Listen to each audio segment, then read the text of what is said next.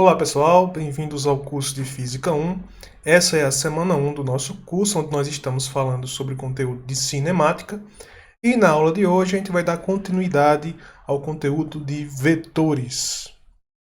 Bom, então a gente viu que a gente pode somar vetores, a gente pode subtrair vetores, e outra coisa que a gente pode fazer com vetores é decompor um vetor. Então, na verdade, aqui a gente tem um plano cartesiano, né, x, y, e eu tenho um vetor nesse plano, esse vetor é o vetor A. Eu posso escrever esse vetor a partir da soma de dois outros vetores.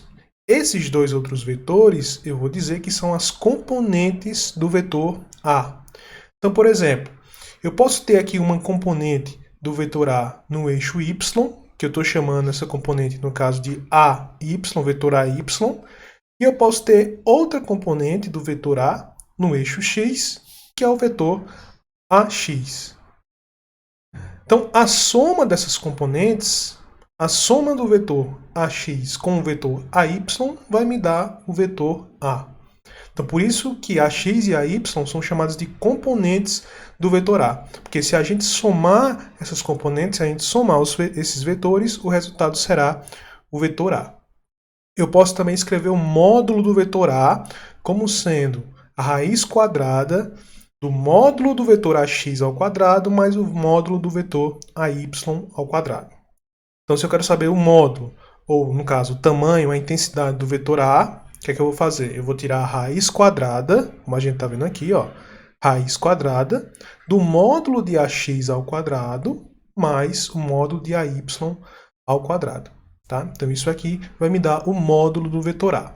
Isso que eu estou analisando em duas dimensões, mas eu posso analisar em mais de duas dimensões. Eu posso analisar a decomposição de um vetor em três dimensões, por exemplo.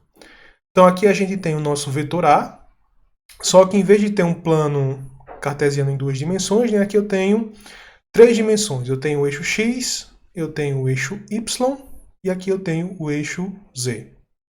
Então, o meu vetor A ele vai ter componentes, ele pode ter componentes nesses três eixos. Vamos ver como é que ficam essas componentes. Então, o vetor A ele pode ter uma componente em x, que é esse vetor aqui, AX. Ele pode ter uma componente em y, que é esse vetor, AY. E ele pode ter uma componente em z, que é esse vetor AZ. Então, esses três vetores são as três componentes, os três vetores componentes do vetor A. E como é que eu escrevo esse vetor, né? Nesse caso tridimensional? Eu escrevo dessa forma. O vetor A ele é a soma vetorial das suas três componentes. O vetor AX, o vetor AY e o vetor AZ. E se eu quiser saber o módulo do vetor A, vai ser parecido com o que eu fiz anteriormente, né? Só que agora em três dimensões. Então, o módulo de A vai ser a raiz quadrada do módulo de AX ao quadrado, mais o módulo de AY ao quadrado, mais o módulo de AZ ao quadrado. Então, esse aqui é o módulo do vetor A em três dimensões. Outra coisa que eu posso fazer aqui, nesse caso, é definir o que eu vou chamar de vetores unitários. Então, os vetores unitários eles vão apontar na direção dos eixos. Se eu tenho três eixos aqui, eu vou ter três vetores unitários. Então, eu tenho o vetor unitário I, que é representado por essa letra aqui, I, com um chapéuzinho. E o vetor unitário I aponta na direção do eixo X, direção positiva do eixo X, ou sentido positivo do eixo X. Eu tenho o vetor unitário J, que aponta no sentido positivo do eixo Y, e eu tenho o vetor unitário K, que aponta no sentido positivo do eixo Z. Então, esses aqui são os três vetores unitários, cada um correspondendo a um eixo. Eu posso escrever, então, o meu vetor A, utilizando essas componentes aqui, utilizando esses vetores unitários. Então, em vez de ficar uma soma vetorial como está aqui em cima, a soma vetorial vai ser diferente. Por quê? O vetor AX, por exemplo, eu posso escrever ele da seguinte forma: o módulo do vetor AX. Então, essa aqui é a informação que vai me dar o módulo, a intensidade do vetor. E se eu quero saber qual o sentido ou a direção desse vetor, quem vai me dar isso é a componente, o vetor unitário aqui, tá? Então, nesse caso, AX, o vetor AX, pode ser escrito como sendo AX, módulo de AX, multiplicado pelo vetor unitário I. E o mesmo vale para as outras componentes, né? AY pode ser escrito como módulo de AY, multiplicado pelo vetor unitário J. AZ pode ser escrito como módulo de AZ, multiplicado pelo vetor unitário K. E aqui eu tenho as definições. O que é esse vetor unitário, né? Por definição, o vetor unitário vai ser o valor do vetor, no caso aqui, o vetor AX, ok? Dividido pelo módulo do vetor AX. Então aqui eu tenho o vetor, aqui eu tenho o módulo do vetor. Quando eu divido o vetor pelo seu módulo, eu tenho um vetor unitário. O vetor unitário J é definido dessa seguinte forma, e o vetor unitário K também da mesma forma. Então daqui, desse resultado, a gente vai ter que o módulo do vetor I, o módulo do vetor J e o módulo do vetor K sempre serão iguais e serão iguais a 1. Daí o nome vetor unitário. Então o vetor unitário, também chamado de versor, ele vai ter sempre o módulo igual a 1.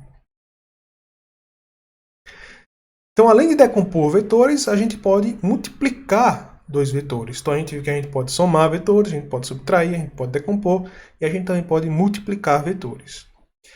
Então, existem duas maneiras de você fazer uma multiplicação entre vetores. Existe o produto escalar e existe o produto vetorial. No caso aqui, dessa primeira semana e desse curso, a gente só vai focar no produto escalar. Depois vocês vão ver como é que a gente faz um produto vetorial. Então vamos lá. O produto escalar. O que é o produto escalar? Digamos que a gente tenha dois vetores. Aqui eu tenho o vetor A, que é AX na direção I, AY na direção J, AZ na direção K. E aqui eu tenho o vetor B, que é definido como sendo Bx na direção I, By na direção J, Bz na direção K. Então eu tenho esses dois vetores e o produto escalar entre esses dois vetores é definido da seguinte forma. Produto escalar entre o vetor A e o vetor B, que é representado sempre por um pontinho aqui, tá? Esse produto escalar vai ser o módulo do vetor A multiplicado pelo módulo do vetor B, que multiplica o cosseno do ângulo entre esses dois vetores. Então esse é o produto escalar entre esses vetores. Ou eu ainda posso escrever esse produto escalar de uma outra forma, que é a seguinte: produto escalar entre A e B é igual. Aí aqui eu estou escrevendo o vetor A, produto escalar o vetor B, e aqui, para resolver esse produto, né, essa multiplicação, a gente vai utilizar os seguintes resultados. Se você fizer o produto escalar entre dois vetores unitários iguais, então produto escalar entre o vetor unitário I e o vetor unitário I, ou entre o vetor unitário J e o vetor unitário J, ou entre o vetor unitário K e o vetor unitário K, esse tipo de produto escalar ele sempre dá igual a 1. Ou, quando você fizer um produto escalar de um vetor unitário com outro vetor unitário que é perpendicular a ele, ao primeiro, né? Então lembre-se que I faz um ângulo de 90 graus com J, I também faz um ângulo de 90 graus com K, e J também faz um ângulo de 90 graus com K. Então são todos perpendiculares entre si. Nesse caso, quando você faz esse produto escalar aqui, o resultado sempre é zero. Então, produto escalar de dois vetores unitários iguais é 1. Se forem perpendiculares, o resultado é 0. Então, partindo desses dois resultados aqui, a gente pode calcular essa multiplicação e concluir que o produto escalar entre o vetor A e o vetor B tem esse resultado aqui, ó, módulo de AX vezes BX, mais módulo de AY vezes BY, mais módulo de AZ vezes BZ. Note que isso aqui é um escalar. Então, isso aqui não é um vetor. Daí o nome de produto escalar, porque o resultado do produto escalar não é um vetor.